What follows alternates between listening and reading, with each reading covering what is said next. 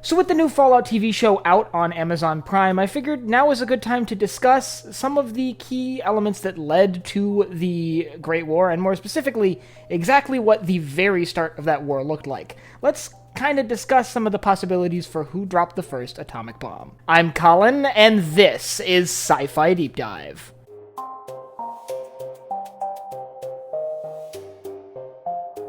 Remember, if you enjoyed this video, to head down below and hit that subscribe button. Before we begin, I just want to throw out there that this will include spoilers for the end of Season 1 of the Fallout TV show on Amazon, so if you have not seen that yet, I'll leave a link up in this corner to a video on why the bombs in Fallout are different from the bombs in real life. So for those of you who somehow don't know, the Great War is the war in Fallout that involved a nuclear exchange between the People's Republic of China and the United States, as well as several other smaller nuclear powers around the globe. It resulted in the end of the world and the creation of the world present in the Fallout games and now the Fallout TV show.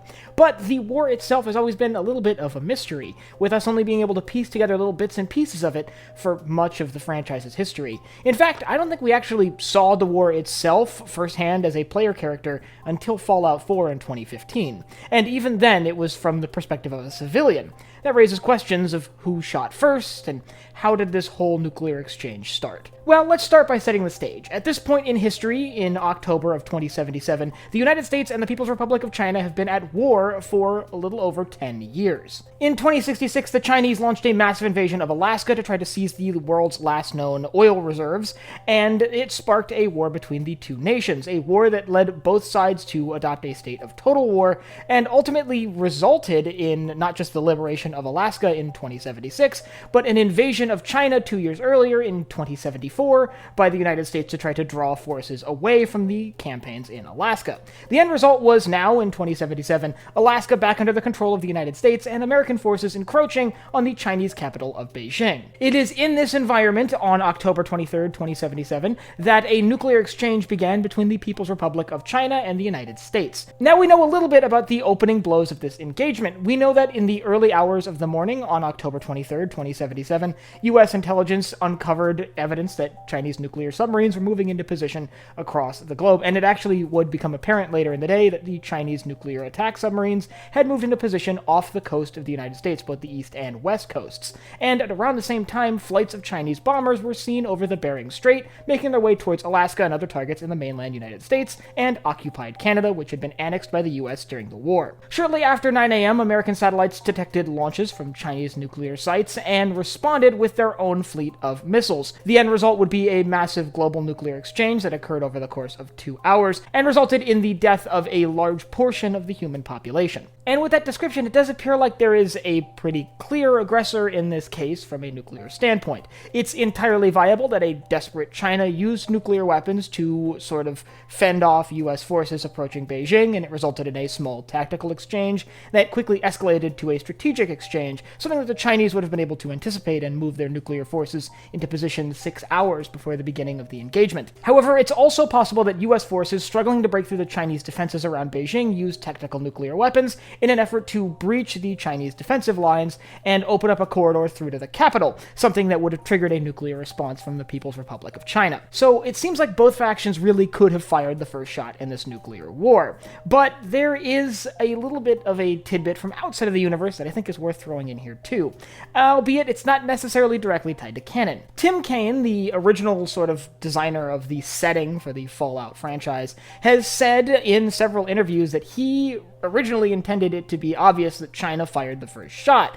However, he has since sold the rights to Fallout to Bethesda, and what they do with the canon is up to them, so his word actually doesn't mean much from a canon perspective, but it is worth noting that the original rendition of the Fallout universe, present in Fallouts 1 and 2, were intended to show China as the initial aggressor of the nuclear exchange. That being said, there were a few other tidbits here that have bubbled up from time to time, most notably the cancelled Fallout movie that was going to explicitly say that Voltech dropped the first bomb. And that brings the third actor into this weird mess of a situation. Some believe that Voltech were the first ones to drop the nuclear bomb. After all, there is some evidence of this. We now know, thanks to the Fallout TV show, that Voltech executives were considering using nuclear weapons to try to trigger a nuclear war.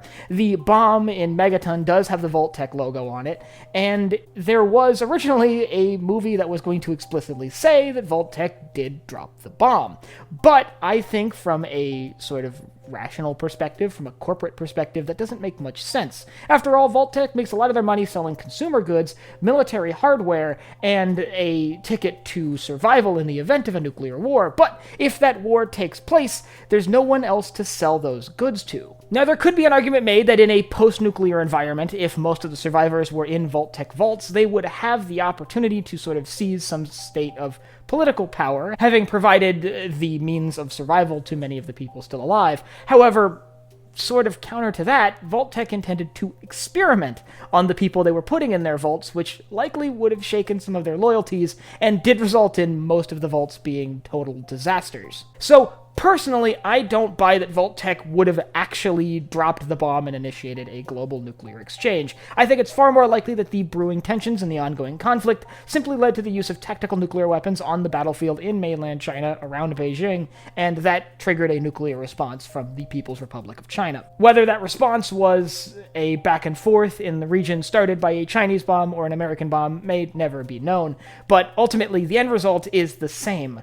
These nuclear weapons destroyed the world, leaving it in a state of ruin, but not complete desolation, with society eventually rising from the ashes to repeat the same violent cycle again and again. But I'd like you to let me know down in the comments who you think started the war. Do you think Voltech actually did drop the bomb? If so, I'd love to hear why you think a private company would carry out such a drastic measure, and who knows, you could be right.